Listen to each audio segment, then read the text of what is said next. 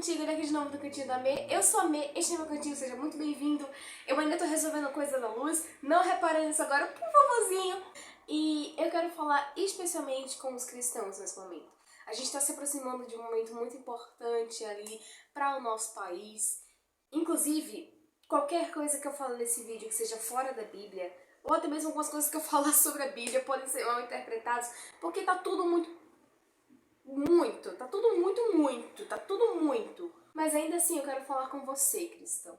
Já que quando as pessoas olham pra você, elas procuram uma coisa maior, elas procuram uma coisa importante, uma coisa que você deveria mostrar no seu cotidiano, que é Cristo, né? Que é tipo o nome que você carrega com a sua existência e a responsabilidade que você tem por ser um cristão. Então eu vou falar com você, porque eu espero honestamente que você não cometa os mesmos erros que Israel cometeu. Vamos lá, você provavelmente sabe que o povo de Israel, mesmo sendo o povo de Deus, não era lá aquele exemplo de pessoa que servia a Deus e tal, que era um povo fiel, não. Eles eram fiéis a Deus quando tinha um líder lá, potente, rochedo, e quando esse líder morria ou acontecia qualquer outra coisa com ele e ele ficava ausente por 40 dias, já desandava o negócio, desandava, não era legal. E isso não foi diferente no período do cativeiro babilônico. E sabe quem é o profeta da Bíblia que fala sobre esse período? Jeremias, porque ele estava lá. Ele estava lá no meio daquela ruaça. O povo de Israel estava sendo atacado por muitas nações, estava tudo uma confusão. E como eles eram o povo de Deus, eles deviam buscar ajuda a quem? Refúgio em quem? Deus. E foi isso que eles fizeram. Eles chegaram no profeta Jeremias, que era o profeta que estava lá, e disseram lá em Jeremias capítulo 42, versos 2 ao 6 o seguinte. E disseram a Jeremias o profeta: Cai agora nossa súplica diante de ti, e roga por nós ao Senhor teu Deus, por todo este resto, porque de muitos restamos uns poucos, como veem os teus olhos. Para que o Senhor teu Deus nos ensine o caminho para onde havemos de andar, e aquilo que havemos de fazer. Disse-lhe Jeremias o profeta: Eu vos ouvi, e eis que orarei ao Senhor, vosso Deus, conforme as vossas palavras, e seja o que for que o Senhor vos responder, eu vos declararei. Não vos ocultarei nada. Então eles disseram a Jeremias: Seja o Senhor entre nós testemunha da verdade e fidelidade, se não fizermos conforme toda a palavra com que te enviara a nós o Senhor teu Deus. Seja ela boa ou seja má, a voz do Senhor, nosso Deus, a quem te enviamos, obedeceremos, para que nos suceda bem, obedecendo a voz do Senhor, nosso Deus. É um discurso muito lindo. Eles chegam para Jeremias e falam: Jeremias, desenrola pra gente essa coisa. Porque é o seguinte, a gente tá numa situação de calamidade. As pessoas, nosso povo que era gigantesco, agora tá bem pequenininho. Então, vai lá, fala com Deus. O que Deus falar, a gente faz. Pode anotar aí, escreva minhas palavras, foram escritas.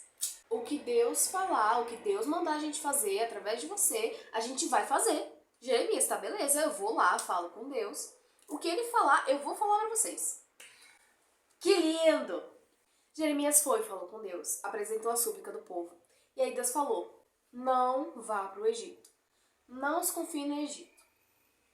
O que Deus queria naquela situação para Israel era que eles confiassem inteiramente no Senhor. O que é que Israel fez? Depositou a sua confiança em homens. Que delícia! No capítulo seguinte, logo no começo, a gente vai ver o povo de Israel se demandando, homens, mulheres, crianças, todo mundo indo-se embora pro Egito, pegando as coisinhas e indo embora. E aquilo tudo que eles tinham falado, pronto, desmentiram. Eu vou obedecer, não vai não. Tudo caô, tudo mentira. Eles se confiaram mais no povo do Egito do que no que o próprio Deus deles, que os havia livrado do deserto, que os havia livrado de tantos outros inimigos que já haviam se levantado antes contra o povo de Israel, porque foram muitos. Foi uma galera que se levantou contra o povo de Israel. Diante de tudo isso que eles já sabiam de Deus, eles ainda assim escolheram confiar em seres humanos. O que é extremamente problemático, porque a gente vai ler lá em Romanos capítulo 3, Paulo citando um salmo também, falando: não há um justo, não há nenhum sequer. Não há ninguém que entenda, não há ninguém que busca Deus. Todos se extraviaram e juntamente se fizeram inúteis. Não há quem faça o bem, não há nenhum só. Mesmo sabendo de tudo isso, eles escolheram depositar a sua confiança nas mãos dos seres humanos, em vez de ouvir o conselho de Deus. O povo de Israel foi um povo que experimentou muitos milagres de Deus na sua existência. Ao longo de sua existência, eles passaram por crises, eles passaram por fome, eles passaram por guerras. Passaram por governos bons e governos ruins por causa dos reis que os governavam. Mas das crises e das situações adversas, o único que realmente podia libertá-los era Deus. Ele usava seres humanos? Sim, mas era no agir de Deus. O Deus que os israelitas deixaram de confiar quando eles fugiram para o Egito. Quando eles colocaram a sua confiança não mais nesse Senhor, mas sim em cavalos, em faraós, em guerreiros. A Bíblia vai falar em diversos momentos que não importa a quantidade de pessoas que se levantem, não importa a quantidade de exército. Se o Senhor não estiver com você, não adiantou nada. Mas o povo de Israel se esqueceu disso. O povo de Israel se esqueceu que o poder, na verdade, não está na mão simplesmente das autoridades, mas na mão de Deus. Há uma passagem na Bíblia onde o povo israelita estava passando por uma crise muito forte. Então chega um profeta na cidade e avisa que Deus iria transformar toda essa situação. O rei, inclusive, estava se sentindo extremamente desmotivado. Mas o milagre aconteceu, proveniente dos céus. É claro que Deus usa os seres humanos, é claro que Ele coloca pessoas com um propósito lá nos lugares de poder e autoridade. Obviamente. Mas a gente não pode esquecer que acima das autoridades e governos há um Deus verdadeiro. Um Deus que merece toda a veneração e exaltação e glória e tudo isso. Porque afinal Ele é Deus. Mas os seres humanos que estão no poder, sabe qual é a determinação que Paulo vai dar pra gente em relação a eles? E a gente tem que lembrar que Paulo estava falando a respeito de autoridades no período em que ele era perseguido por elas. Nero mesmo fez fogueiras de cristãos, sabe? Não eram autoridades que estavam ali favoráveis ao cristianismo. Ele estava falando sobre pessoas que eram contra ele, eram contra o cristianismo, eram contra a mensagem. E sobre essas pessoas, sobre esses governantes, ele não vai falar que eles são dignos de adoração, que eles são dignos de veneração, que eles são mais dignos de confiança do que Deus, só porque eles são autoridades. Mas a recomendação que Paulo dá para nós cristãos é que toda alma esteja sujeita às potestades superiores, porque não há potestade que não venha de Deus, e as potestades que há foram ordenadas por ele. Por isso, quem resiste à potestade resiste à ordenação de Deus. E os que resistem trarão sobre si mesmo a condenação. Ele está falando isso sobre políticos, sobre governantes, autoridades que não gostavam dele, que o perseguiam. Estou enfatizando isso porque muitas vezes a gente acaba com essa veneração, com essa confiança tanto na pessoa, que esquece que ele é um ser humano e que a gente tem que orar por essa pessoa. Orar por ele, mesmo que essa pessoa não seja exatamente o tipo de político que a gente queria, não seja o exemplo que a gente vê na Bíblia. Tem que orar, cara. Nosso papel como cristão é justamente fazer com que esse testemunho da gente venha transparecer, inclusive para as pessoas que não gostam da gente.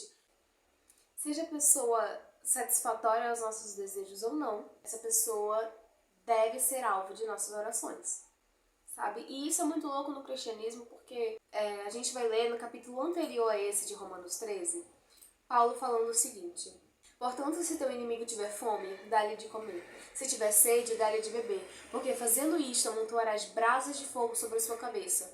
Não te deixes vencer do mal, mas vence o mal com o bem. É sobre isso em todas as áreas do cristianismo. É sobre depositar a nossa confiança tão somente em Cristo, que independente das circunstâncias ao nosso redor, a gente não vai deixar de agir como cristão.